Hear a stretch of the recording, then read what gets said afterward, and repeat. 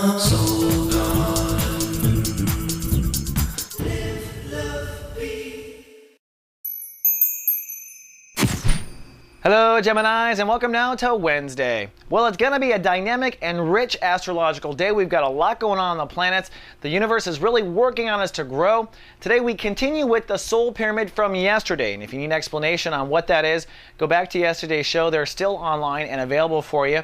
But what it comes down to is a coordination between three areas of your life: your heart and how you feel about your place in society, the way you think, the way you communicate, and your long-term relationships.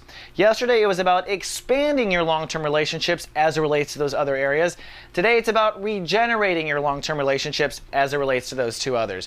So that means that you're going to let something die today, either an approach or a philosophy about long-term relationships.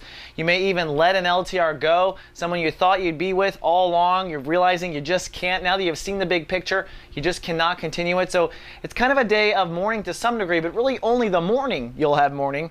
It's highly likely that this perspective comes to a work relationship. That's because in the foreground, the sun in Pisces is getting you to really list and itemize everything you want to change in your career approach and in your approach to the legacy you want to leave behind on the planet. So it's highly likely that your career is the trigger for what all of this is going on.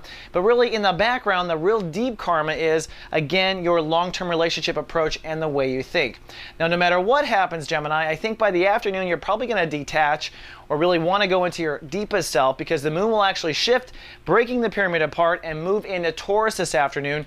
Once it does, your heart's going to be very private because it's going to be kind of tied to your relationship to your highest self. It'll be a point of understanding how it relates to your faith from that point on. And you're going to enter into really a 36-hour period of being a bit detached and just a bit spiritual.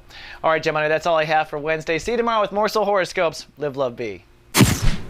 Soul Garden.